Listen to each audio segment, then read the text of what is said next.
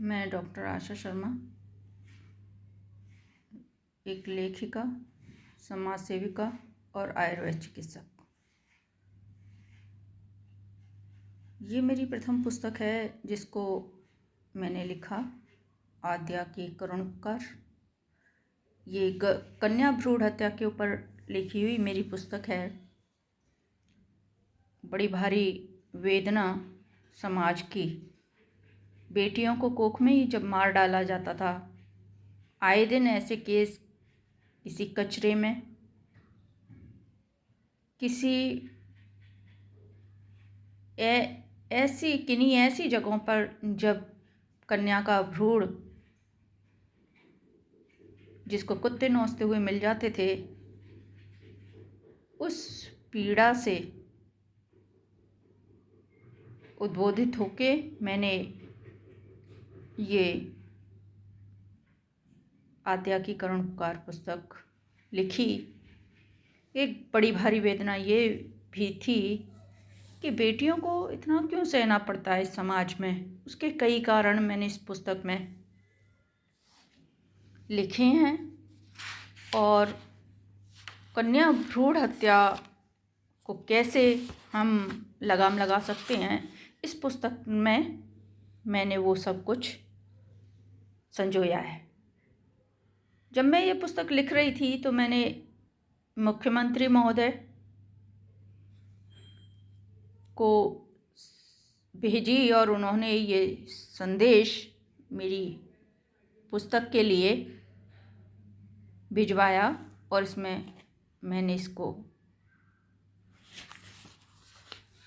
प्रकाशित करवाया है।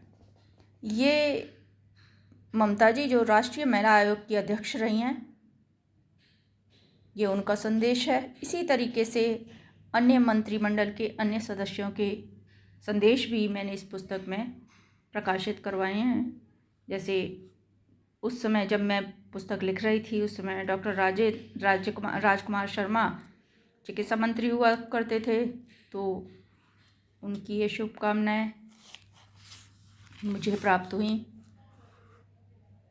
ये एवरेस्ट विजेता गौरव शर्मा, उनका पत्र मुझे प्राप्त हुआ। ये चिकित्सा मंत्री के पीए ओएसडी रहे उस समय डॉक्टर कमलकांत शर्मा, ये उनका मुझे संदेश प्राप्त हुआ। और इस तरीके से इसी कतार में फिल्म और टीवी अभिनेता करमवीर सिंह जी, ये मेरी इस पुस्तक से प्रभावित हुए और उन्होंने अपना संदेश मुझे मुंबई से भिजवाया। ये धौलपुर के लेखक हैं, बहुत अच्छे लेखक हैं, डॉक्टर पवित्र कुमार शर्मा। ये उनका पत्र मुझे प्राप्त हुआ शुभकामना संदेश के रूप में और ये मैंने उसमें रखवाया। ये सचिवालय में ही चिकित्सा अधिकारी के पोस्ट पर कार्यरत हैं डॉक्टर राजेश शर्मा, चिकित्सा अधिकारी, शासन सचिवालय। ये उनका पत्र मुझे प्राप्त हुआ और मैंने शुभकामना संदेश में इसको यहाँ रखवाया। ये मेरी पुस्तक है। मेरी पुस्तक की अनुक्रमणिका भी मैं आपको दिखाती हूँ। इससे पहले बेटी है तो कल है, बेटी है तो कल है, इस तरीके से मैंने, ये मेरी स्वरचित रचना है, बेटी है तो कल है। आप देख सकते हैं, बेटियां शुभकामनाएं हैं, बेटियां पावन दुआएं हैं, बेटियां जीनत हदीसों की, बेटियां जातक कथाएं हैं। इस तरीके से ये शास्त्रों में भी आद्या शक्ति है, उसकी वंदना वाली ये रचना है, इसमें मैंने रखी है। ये इसी विषय पर भ्रूण हत्या विषयक जो कथानक है उसके ऊपर मैंने मूक चीख करके एक रचना मैंने इसमें रखी है। सुन सकेगा कौन गूंज इन संवेदनों की, मूक चीख इन व्याकुल परों की, सोचती है नन्ही परी कुछ इस तरह कि शायद मेरी फड़फड़ाहट से रो उठेगा दिल धरती पर भगवान का, धरती पर भगवान बने कातिल का, जो कातिलाना औजार लिए आतुर था। मैं मूक संवेदनाओं में चीख भरती रही, मेरी किसी ने एक भी न सुनी। आखिर मुझे कुचल ही दिया गया था। कलयुग में धरती का भगवान, जो डॉक्टर है, धरती का भगवान ऊपर के भगवान से भी बड़ा था। परी सोचने लगी थी, अरे सब्र कर, अरे सब्र करें, अरे सब्र करें, अगर मुझसे टकराने का साहस रखते हैं तो मुझको भी पहले अपने जैसा बनने दें। अरे ओ अधम निर्मम मेरे हत्यारों, वक्त तुम्हें भी कुचलेगा। एक समय ऐसा होगा जो तुम्हें बर्बाद कर देगा, एक समय ऐसा भी होगा जो तुम्हें बर्बाद कर देगा। और मेरे अंदर विश्व का सृजन समाया है, धरती का अस्तित्व मेरी छाया है, तू भी मेरे अंदर से जन्मा है। अरे मूर्ख हत्यारे, अपने कर्मों की कालिक को कैसे तू काटेगा? तू मुझ में समाहित है, मुझको ही मारेगा। तू मुझ में समाहित है, मुझको ही मारेगा। तो रे मूर्ख, तेरे अस्तित्व पर प्रश्न चिन्ह लग जाएगा और भविष्य में अपने इन कर्मों पर तू पछताएगा।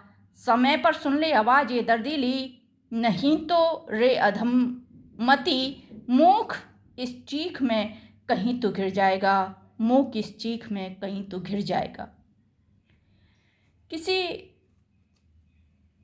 लेखक ने, किसी शायर ने लिखा, वो भी मैंने अपने इस पुस्तक में उसको 2 जुमलों में, 2 पंक्तियों में स्थान दिया है कि फूल तो 2 दिन बहारे जां फिजा दिखला गए, और हसरत उन गुंचों पे है जो बिन खिले मुरझा गए।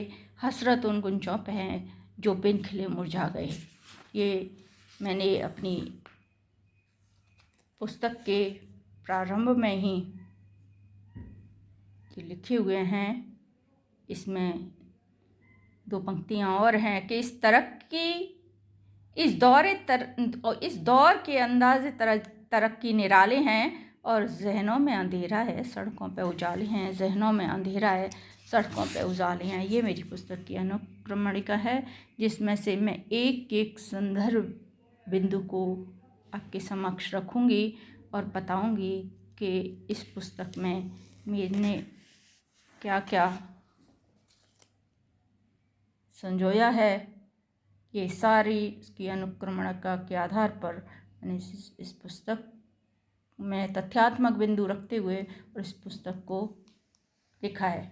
और यह ऐतिहासिक पुस्तक है, ये मेरी ऐतिहासिक पुस्तक है। इसकी तमाम प्रतियां राजस्थान सरकार ने अलग अलग जगहों पर रखवाने के आदेश दिए हैं। मैं राजस्थान सरकार का तहे दिल से धन्यवाद करती हूँ। धन्यवाद, नमस्कार।